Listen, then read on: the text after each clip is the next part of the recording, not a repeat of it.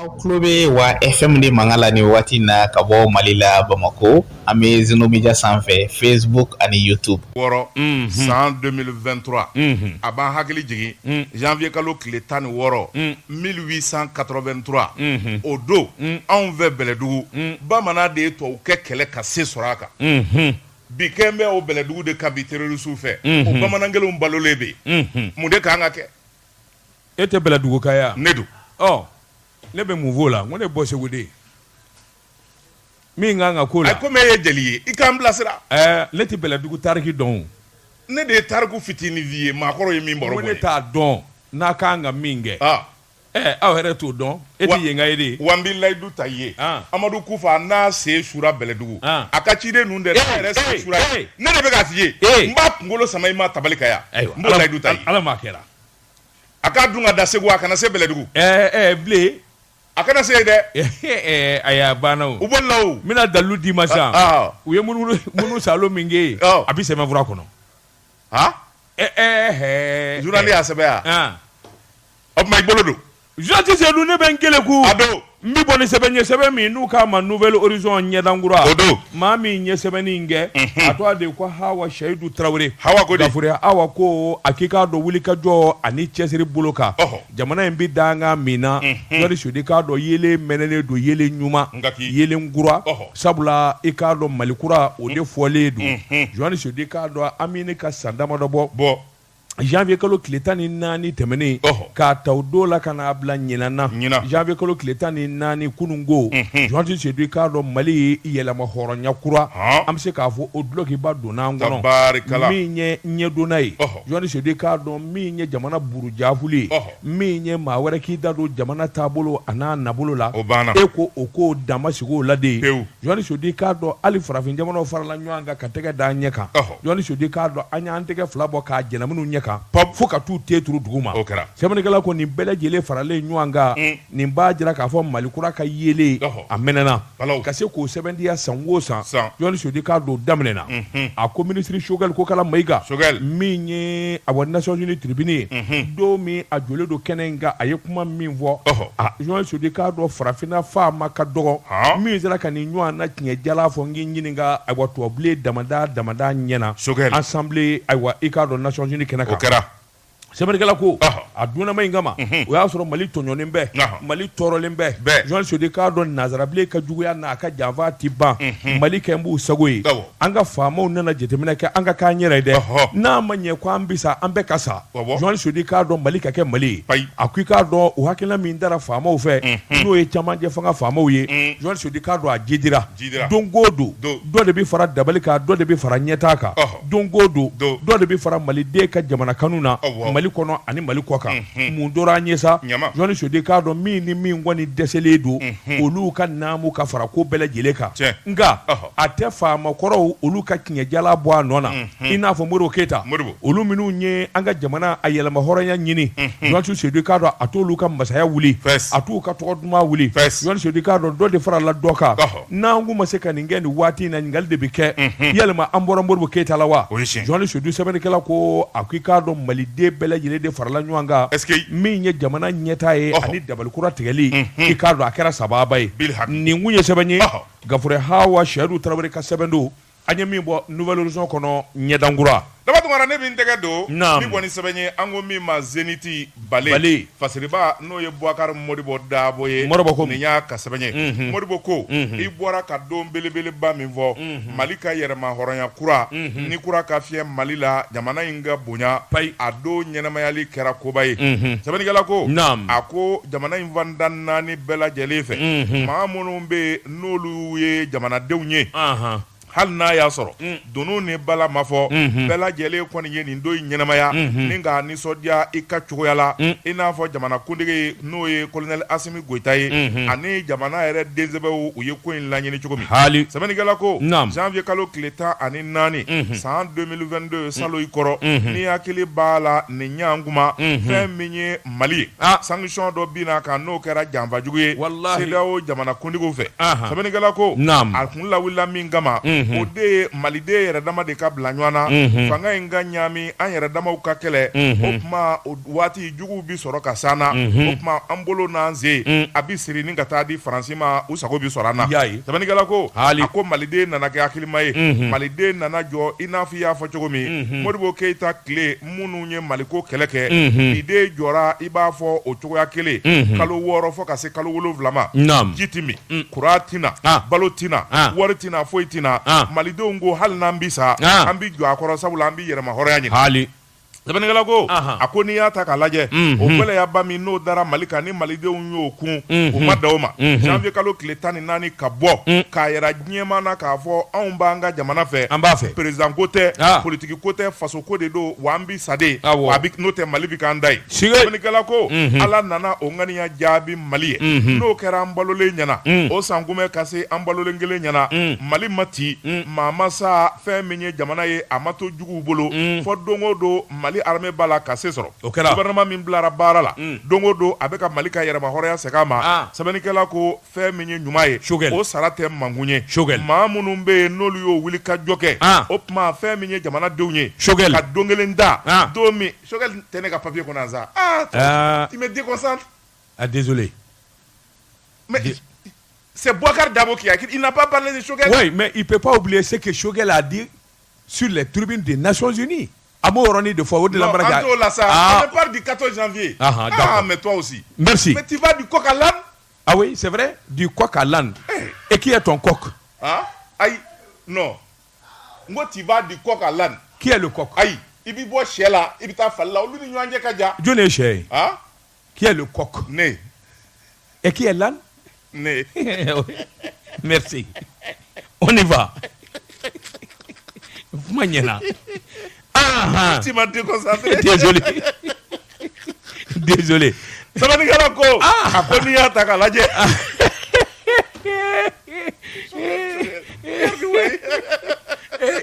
non, c'est-à-dire que ne b'i choix yɔrɔ de. Non, b'i choix yɔrɔ de. Non, je connais trop le petit. Ibi abi turila yɔrɔ de mi coy. Si ça te fait mal, je connais. Nam. Hachidi kɔrɔ. Nam. Bube Sara Choguel sigilen ɲɛna a ye mun kɛ? A ye dugawu kɛ. Maa tɛ ka maa bali saya la. N tɛ se ka fɔ k'a bila wa. Ok, Nam. Est-ce que. Sɛbɛnnikɛla ko. Hali. A ko n'i y'a ta k'a lajɛ jamanadenw y'o wuli ka jɔ min kɛ o cɛsiri min kɛra o kɛra misali ɲuman ye diɲɛ bɛɛ lajɛlen y'a dɔn k'a fɔ Mali tɛ jamana lankolon ye sɛbɛnnikɛla ko a ko bi fɛn min ye Mali ye wuli ka jɔ ni cɛsiri min daminɛlen bɛ baaraba minnu daminɛlen bɛ o b'a to maliden jigi bɛ se ka sigi an ka yɛrɛma hɔrɔnya dafalen hali n'a bɛɛ t'an bolo fɔlɔ baara daminɛna sɛbɛnnikɛla ko a ko ka bɔ k'o don ɲɛnamaya o ye ko belebeleba de ye sabula o b'a to maa fɛn minnu ni fɛn minnu bɛ yen n'olu ye majɛ yɛrɛma hɔrɔnya in lawaleyali la jamanadenw bɛ se k'o dɔn cogo min wa o ɲɛɲinini o bɛ se ka ɲini cogoya min na n'i b'a dɔn i tɔ ye hakɛ min ye o bɛ ɲini ni teliya nka n'i bɛ taa kunfɛ taa la sɛbɛnnikɛla ko a dɔ bɛ dɔ la i sen bɛ sumaya sabu i t'a dɔn ɲinini bɛ da yɔrɔ min na a ko an bɛ don min na ko bi Mali kɛlen bɛ jamana dumanba ye sabula jamana in bonyalen bɛ maliden minnu bɛ kɔ kan n'i ye Mali passeport bɔ k'a jira diɲɛ faama na bi a b'i bonya a bɛ garabu b'i ye sɛbɛnnikɛla ko a ko an ka taa n'o sira de ye o de bɛ kɛ sababu ye Mali ka hɔrɔnya ka segin a ma kunnafoni filɛ nin ye an ye min fɔ Zénith kɔnɔ Bale Jean-Pierre Dou ne bɛ n bolo bugɔ ka don n bɛ bɔ ni sɛbɛn ye sɛbɛn min n'u k'a ma info matin sɔgɔmada la kunnafoni maa min ye sɛbɛnni in kɛ a tɔgɔ de ko Sikuba ko a k'i k'a dɔn Imam Mahamudu Diko ka segili ka bɔ Magan jamana na Joani Soyidi k'a dɔn a ma kɛ kunnawolo ye sabula a tun bɛ na ni ayiwa marifamugu i k'a dɔn ani marifa tika de ye Joani Soyidi k'a dɔn gazi ka yara ani kanubaw kan sɛbɛnnikɛla ko mun nana ni nin ye a ko a bɛɛ ta ni maa min ye nin ko in jateminɛ ni k'a kɔ lajɛ Joani Soyidi k'a dɔn ayiwa i b'i yɛrɛ ɲininka nin bɛɛ lajɛlen kun dun ye dalilu jumɛn ye sɛbɛnnikɛla ko a k'i k'a dɔn caman jɛ fanga Joani Soyidi k'a dɔn a bɛ wuli ka jɔ ni cɛsiri la maa minnu ni maa minnu bɛ yen n'olu kelen tɛ k'o dɔn walima u bannen don a ma Joani Soyidi k'a dɔn jɛkulu dɔ bɛ yen min bɛ Imam Mahamudu Diko to a la u k'o de ma Semas olu ɲi bɔlen don caman jɛ fanga nɔfɛ kosɛbɛ yalima gazi kun y'o de ye wa Joani Soyidi k'a dɔn ɲininkali wɛrɛ bɛɛ a ko Imam Mahamudu Diko Diko ma ganzan tɛ jamana kɔnɔ Ibrim Boubacar Keïta ka binni k'a ka fanga dafiri a jɔyɔrɔ b'a la o tɛ nkalon ye sabula a dunnama in kama bɛɛ lajɛlen a ka wuli ka jɔ ye jɛɲɔgɔnw ani lapasaba minnu b'a nɔfɛ u ye cɛsiri min kɛ Jɔni Sodo o ma dogo nka Imam Mahamudu Diko a ka avion ka jigin ka bɔ Magan jamana na Senu aéroport maa dɔw farala ɲɔgɔn kan an ka dankɔrɔba in kunbɛn min kɔni b'a to a b'a dɔn k'a fɔ kanubaw ni lapasabaw bi jamana in kɔnɔ minnu dalen don a fɛlako la minnu b'a nɔfɛ minnu kelen bɛ k'a kanu gɛrɛjɛkulu in i k'a dɔn a fanba de ye Semasi ye Jɔni Sodi kuma min n'u farala ɲɔgɔn kan u dafalen Jɔni Sodi k'a dɔn yan ka di yen ye sabula i k'a dɔn ayiwa min ye lakana tigilamaw ye olu kun kelen bɛ ka yɔrɔ fa i ko dakɔnɔɲi Jɔni Sodi k'a dɔn a ye bɔ yen an di bɔ yen law kɔlɔsi ni muke sengele ni jalamu o ma kɛ maa negela ye nkɛ u karila ɲɔgɔn na Jɔni Sodi tɛmɛnikɛla ko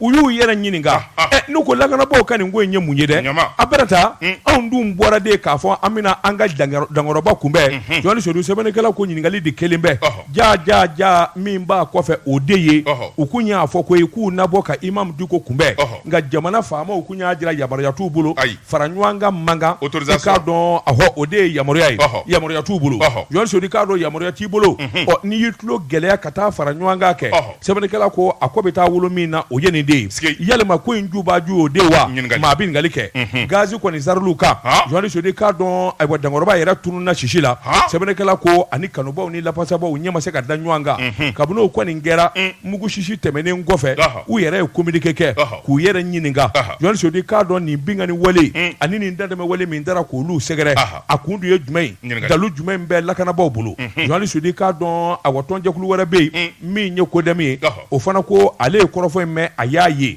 a b'i yɛrɛ ɲininka sɛgɛsɛgɛli de ka kɛ min bɛ se k'a to kow ɲɛdɔnna sɛbɛnnikɛla ko a ko Imam Diko a ko n'i y'a ta k'a lajɛ Jɔni Sodi k'a dɔn awa gazi lacrymogène k'o kɛ k'a bisimila a bɔlen maga a ko maa bɛ hakilina caman de ta a ko Semas Jɔni Sodi k'a dɔn olu ka wulikajɔ ni cɛsiri saa kalo 12 i k'a dɔn olu kɔni bara ka kɔni de kɛ kosɛbɛ cɛmancɛ fanga in bara ka taa bolo min kan u kungo fɔlɔ cɛmancɛ fanga taabolo m'u ja yɛlɛma kura ka don a la u ka sira kura ta Jɔni Sodi u labanna tun min ye wulikajɔ kura min bolodalen don n'o ye jamana sariya bolo ye u ko o fana fiɲɛ caman de b'o la o yɛrɛ de ka bila pelegete sɛbɛnnikɛla ko nin ko in damanda nin de kelen bɛ k'u bila ɲɔgɔn na wa ɲininkali tɔ min bɛn nka a mana tigɛ dawu da la Jɔni Sodi k'a dɔn Imam Diko a kanubaw ni lapasabaw u ko fo sɛgɛsɛgɛli de ka kɛ min ni min bɛ nin ko in ju la a ɲɛ ka dɔn nin kun ye sɛbɛn ye an ye min bɔ info matin kɔnɔ sɔgɔmada la kunnafoni Dabatungara faramafɛnw bɛ ɲɔgɔn tiɲɛyɔrɔ dɔn i kana siga min tɛgɛ don ka bɔ ni sɛbɛn ye an ko min ma Nouvelle Horizon Fasiriba n'o ye Mahamani Ture ye nin y'a ka sɛbɛn ye Mahamani ko a kadina tɛ dabila diɲɛ negetɛnna kɔ kana siga fɛn min ye Bamanjuw ye minnu kun dalen bɛ fɛn min ye forêt du Bawule Bawule kungokoloba in kɔnɔna na wulikajɔ daminɛna an ka finitigiw n'o ye an ka wolomasiri tabaw ye u ye patrouille belebelebaw daminɛ Dunedo Tunitu kungo ni kungo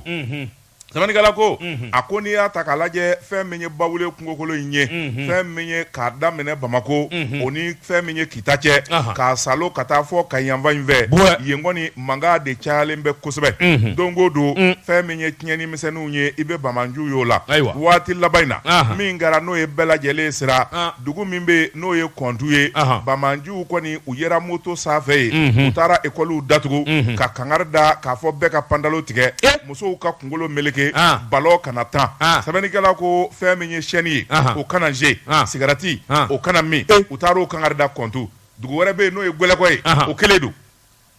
awɔ n tɛ n ka cigarette min o ti min ayiwa haram ayiwa u ninnu di fɛn dɔ han Magan an bɛ bɔ alikaba kɔnɔ ka su tigɛ yɔrɔ min i b'i ka kelen minɛ maa si t'a fɔ k'i kana min e m'a fɔ Magan n ko ninnu bɛ tu kɔnɔ yan de diinɛ da tɛ Magan yan ayi diinɛ wɛrɛ bɛ ninnu bolo min bɛ Magan ɲɛ ayiwa n y'a faamu n ko ninnu ni Ala bɛ ɲɔgɔn ye ayiwa naam o ni Ala bɛ ɲɔgɔn ye o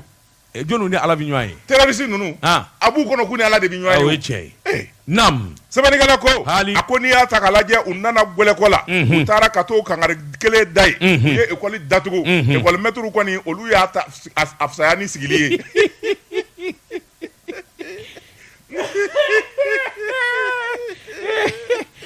Michel Tamango Yamu Chicher ya tiga ko ati dugudro lokol karama ba yerata Amadu eli nywana dobe o yangle metri ko Chicher o taraka gangle libru manga en namando o ya joere tarakote o ya joe koso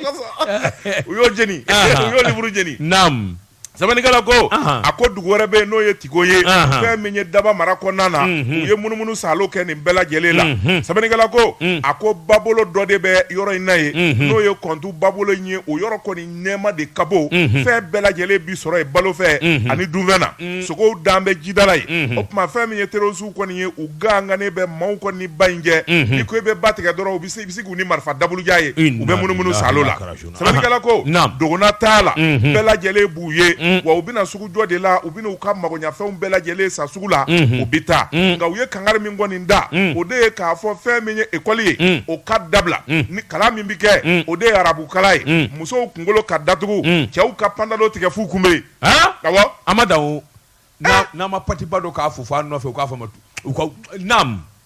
sabani kala ko akoni ngibaro ya munu njaruna ka faraw ye wili ka jominge jijeni ale fanvela na sabani kala ko fe menye Mali armée olu nana wili ka joke avion bele basaba o nana kana munu salo ke ukomi ma reconnaissance o reconnaissance ko fe menye tu kono na yede kondu ale ni tumani bugu ni nyanje u ye tasuma suru kai sabani kala ko tasuma suru leuka duguma ka damene kita kata kolokani fe menye jema marabolo la sorasu koni doni be kungo kono bi ube ka kungokolo momo de kata fe minye bamanji nunu ye ningu yoro nyini sabani kala ko u yera kelembe fe minye bamanji o ti faranyo angable ubi nywanda moto la kelengele fla fe minye bomoji o dilembe pandalon jawo bu ka sagi kono ukeme ka pandalon jawo ndo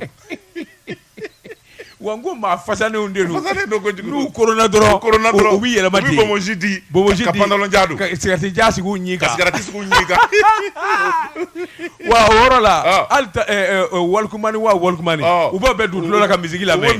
ni mpe ukasika kichi nam sabani kala ko ako na tabe fe menye aransa maye o wili ka jo fene damene lembe fanwore fe menye kitasira ale ni kenye bane nyanje ye vene ngala ya lembe sabula patrouille damene lembe ngokolo dobe no ye bawle ngokolo ye ngala ani soribugu ni nyanje dongo do attaque misanu debike abe do mine ko bi fe menye bawle ngokolo fiefie ngokolo ngabo fo kata fo kwa toti tu fi dama de do bamako dafela na hectare ba fla ani hectare keme duru la hawla wala quwwata illa hectare million vla 2,500,000 hectares e ka radio inde ngala dia abe e fo mana yema ne bitamuna animateur utea je suis pas le directeur moi je ne suis qu'un simple petit promoteur même vie ne a warbola de mene ne ta directeur yegoyi mate jigila koyi kana ta de na fie de kana ta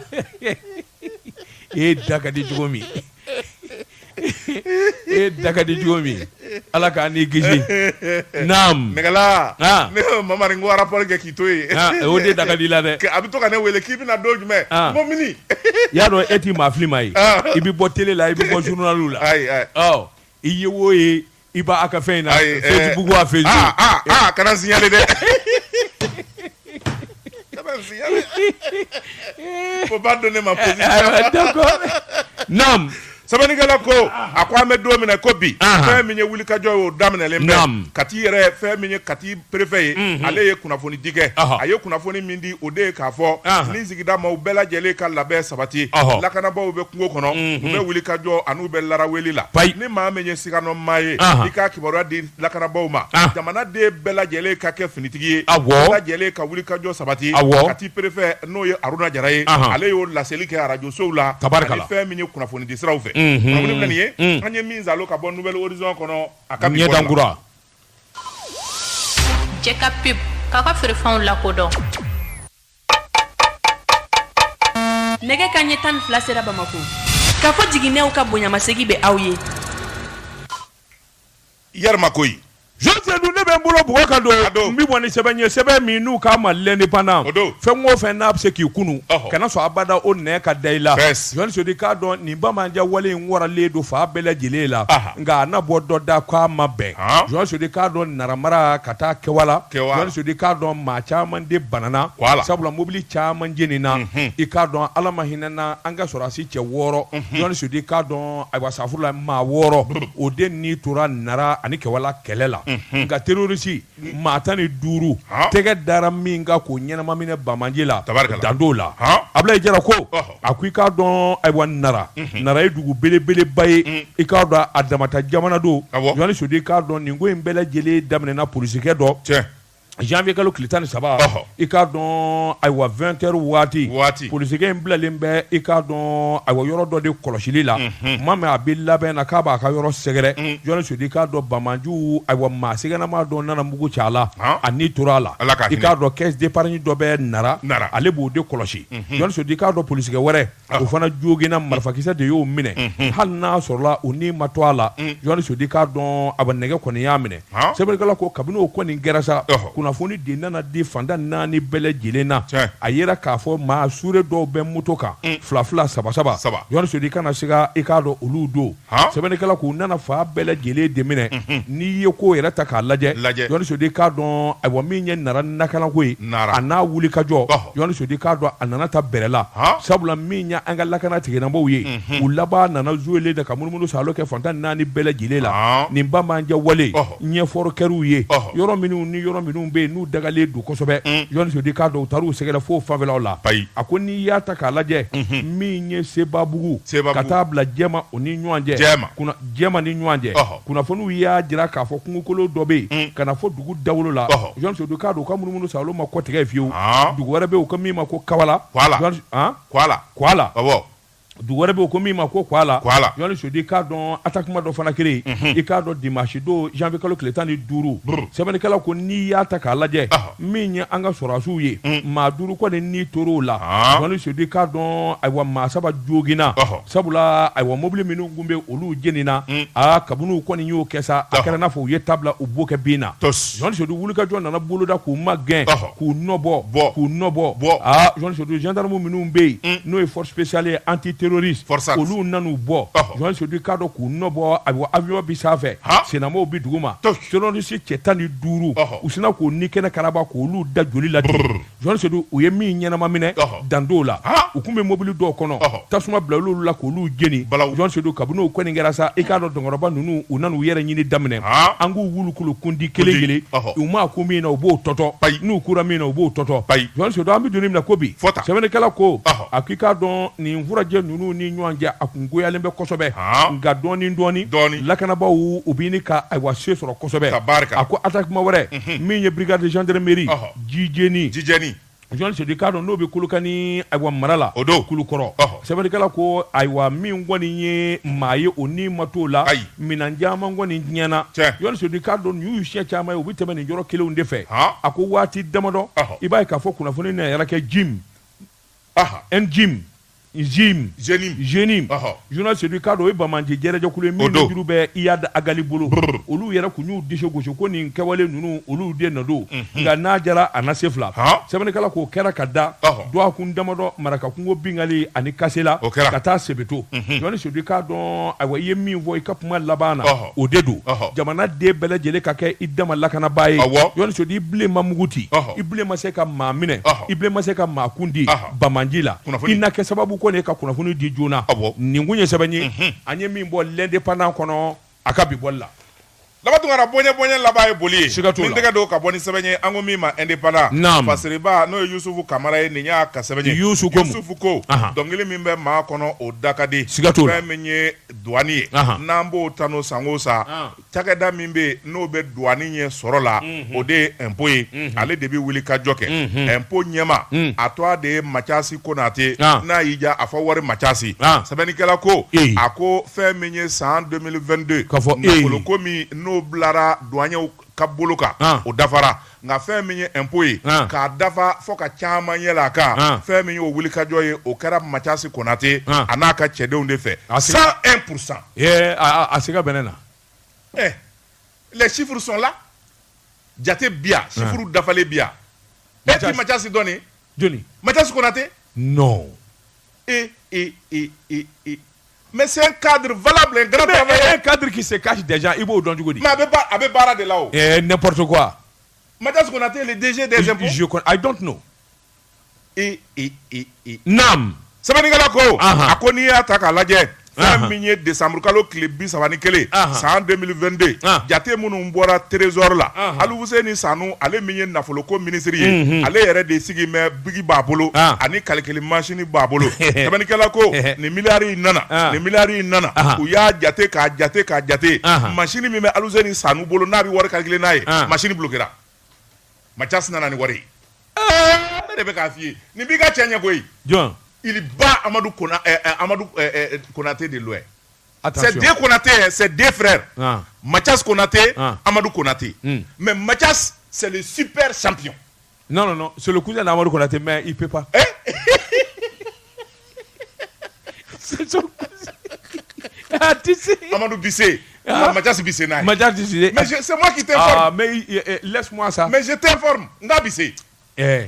Il faut me jobani. Et toi tu es un escroc. Namu gelea. Sabanigala ko akoni ataka laje. Fait minye direction générale des impôts. Ye wili kadjoke. Fait minye jamana soroy. Coronavirus. Sanction munun dalimbe ani exonération munun dira jurauma. Ona tabe. Wili kadjoni chesiri mingera iklo majo. Fait minye ukabolo fara mimbe. Direction générale des impôts akabolo fara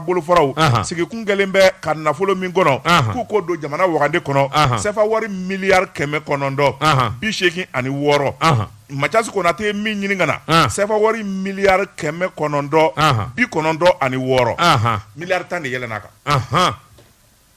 kuma sa 10 milliards de bonus ma tɔ bɛ o e ka kuma bani sɛbɛnnikɛla ko a ko kɛmɛ sarala n'i y'a suma a bɛ t'i jɔ 101 a n'a kunkanfɛnna sɛbɛnnikɛla ko a ko laadala ko la cakɛdaba min bɛ n'o bɛ impôt kɔnɔ n'o ka wuli ka jɔ ka bɔ o ye direction des grandes entreprises ye o ɲɛmaya bɛ maa min bolo o ye Amadou Fall Janga ye Amadou Fall Janga ale de ye wuli ka jɔ belebeleba kɛ sabula sefa wari milliard 843 a n'a ka cɛdenw y'o salo kan'o bila jamana wagande kɔnɔ bi a ko n'o tɛmɛna ka bɔ yen fɛn min ye bolofara wɛrɛw ye olu ye wuli ka jɔ caman kɛ sabula fɛn min ye douane ye a ka bolofara minnu bɛ marabolow la olu fana ye cɛsiri camanbaden kɛ milliard 151 caman y'o ɲini ka n'o bila wagande kɔnɔ hali sɛbɛnnikɛla ko a ko fɛn min ye douane ka bolofara min bɛ yen n'o ye a ka direction des impôts du district a ko n'i y'a ta k'a lajɛ a bɛ fɔ o de ma DID o ɲɛma o ye muso ye o cɛsirilen bɛ sefa wari milliard 130 o y'o ɲini ka n'o bila jamana wagande kɔnɔna na sɛbɛnnikɛla ko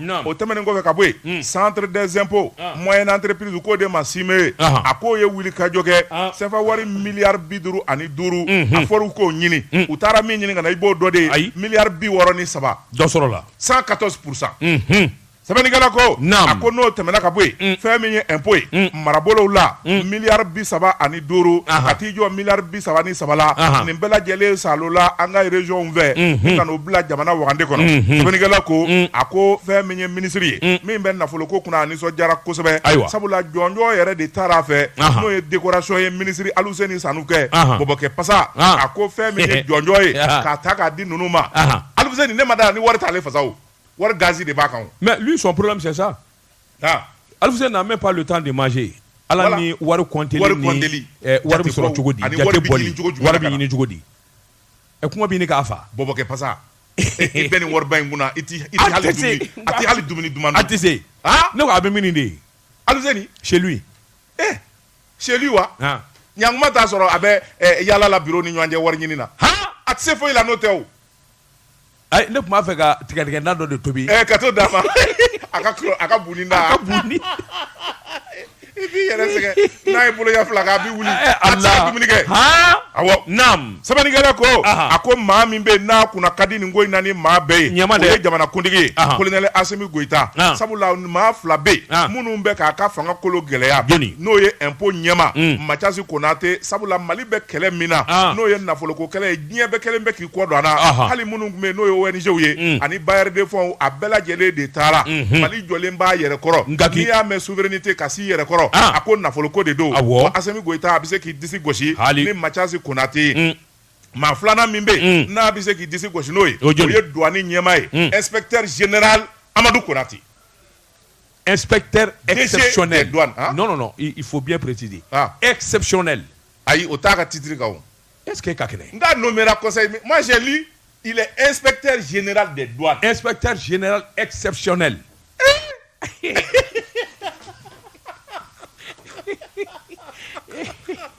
Aïe,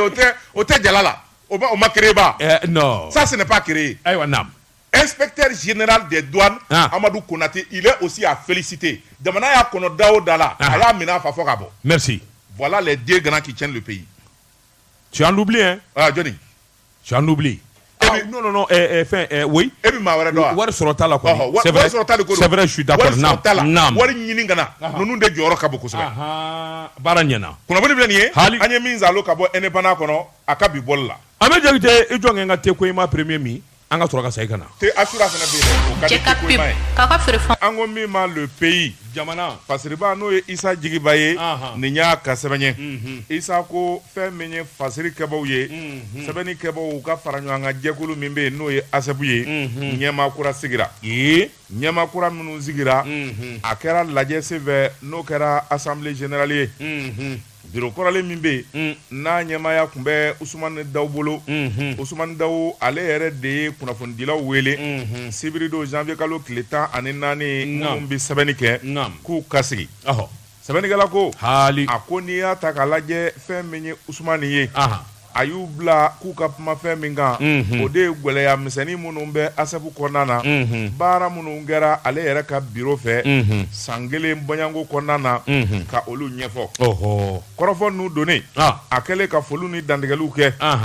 a ko wele kun ye fila ye ɲɛma a ko gwɛlɛya misɛnnin minnu bɛ k'olu ɲɛfɔ ani ne yɛrɛ ka biro ye baara min kɛ k'o ɲɛfɔ yala ordre du jour a diɲɛna n'a ye wa jama ko a ma dafa ordre du jour kelen bɛ yen i b'o fara a kan o tɛ dɔwɛrɛ ye a ko biro maa bɛɛ dafalen bi yan e ni i ka biro ani fɛn min ye a jɛɲɔgɔnw ye i b'a dɔn a la yala aw bɛ to yan wa aw tɛ to yan de motion de défiance. Biro dati kun dafalen don wa? A ma dafa.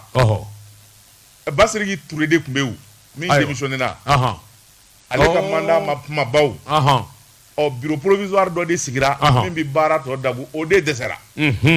Naam. Sɛbɛnnikɛla ko hali a ko o kuma fɛn min ye o kuma ye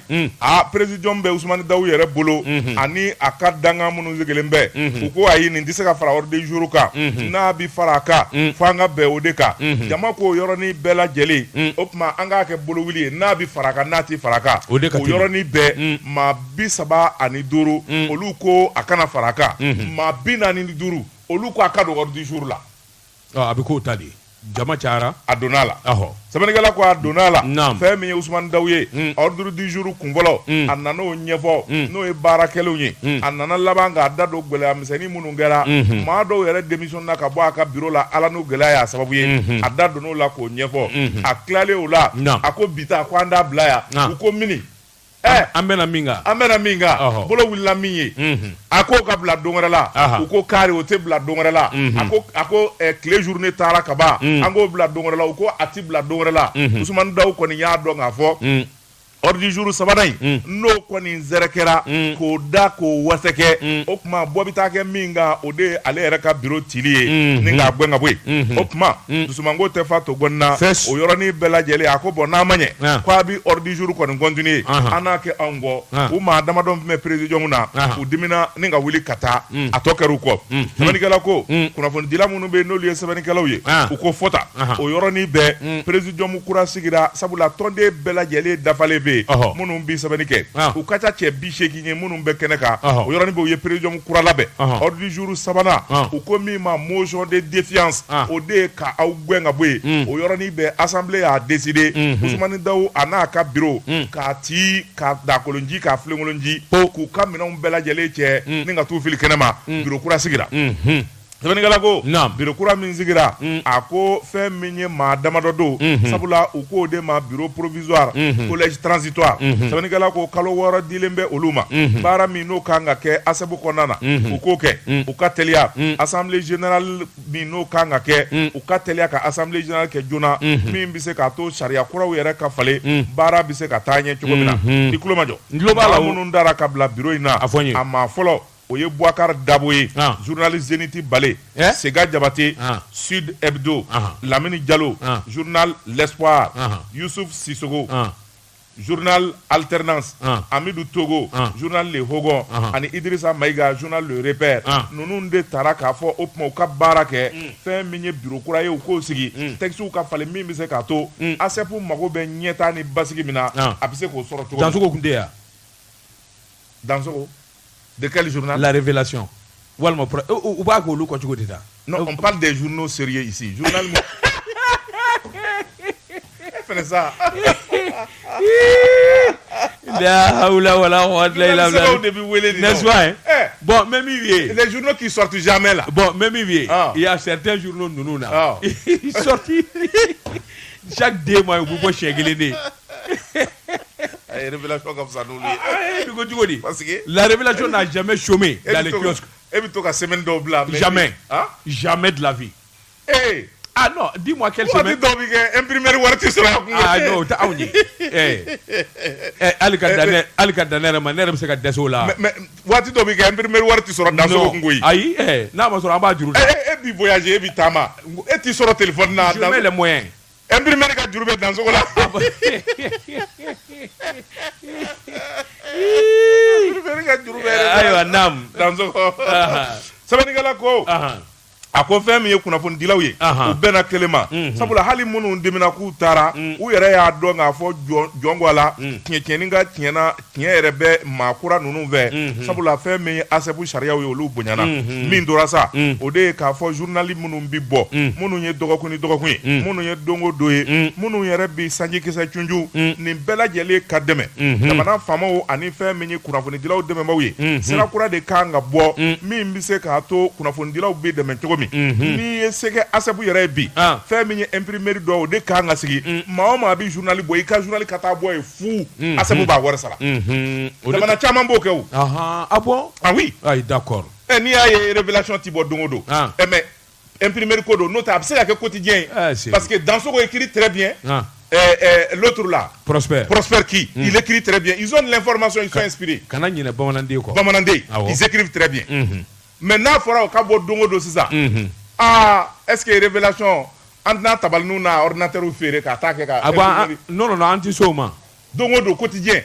k'a kɛ quotidien ye. Non. C'est possible. C'est possible, bien sûr. Oui.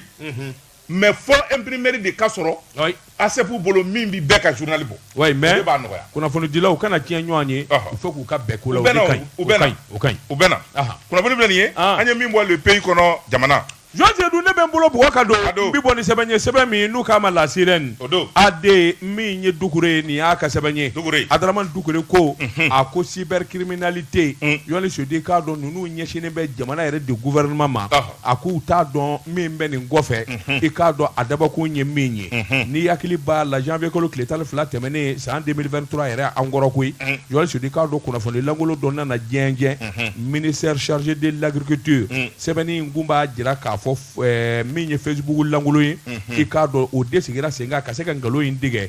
min ye kunnafoni ye kunnafoni ɲumanw de a jɛlen tɛ sabula ko awa gouvernement américain min ye USAID o ye nafolo kasabi dɔ sɔrɔ $1 wari miliyari 1 Johan Seydou k'i k'a dɔn sɛnɛkɛlaw bɛna dɛmɛ agricole privé nkalon kun don Johan Seydou k'a dɔn nkalon kumakun don a ko k'a sababu kɛ n'i ye sɛbɛnni in yɛrɛ ta k'a lajɛ ani profil min bɛ Facebook in kan y'a dɔn k'o de ma ko fake news Johan Seydou i b'a dɔn k'a fɔ a tigiw tɛ ko kalama kosɛbɛ ninnu kɔni ye nganamu-nganamuw ni nkalontigɛlaw de ye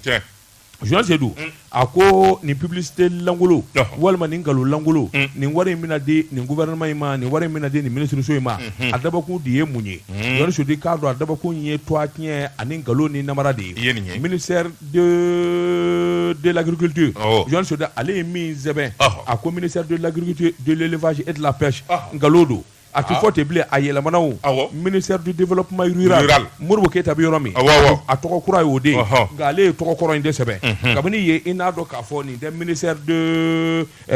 du développement rural ka sɛbɛnni ye sabula toit yɛrɛ ni fɛnw u ye ɲɔgɔn jɛ u ma dan u ma koyi Jean Seydou k'a dɔn a ko hali bi n'a ka bi i b'a ye k'a fɔ nkalon wɛrɛ ani namara wɛrɛ tigɛr'u fɛ min ye wulikajɔw ni jateminɛ ye o de ye Facebook kan ko ayiwa min ye ORTM ye y'a dɔn olu ka siraw lajɛlen bɛ kosɛbɛ Jean Seydou k'a dɔn a ye nkalon wɛrɛ tigɛ ka da olu fana na sɛbɛnnikɛla ko min ye nin kɛ a tigi nɔ banbanko ka sababu kɛ mun ye a taara wari yɛrɛ sara Facebook de la koyi waasa maliden caman ka se k'a ka sɛbɛnni nɔ ye ka se ka faamuyali caman sɔrɔ a laban na tun min ye ayiwa an ka sɔrɔdasiw ye Jean Seydou k'a dɔn a ye kunnafoni lankolon fana ta k'olu sɛgɛrɛ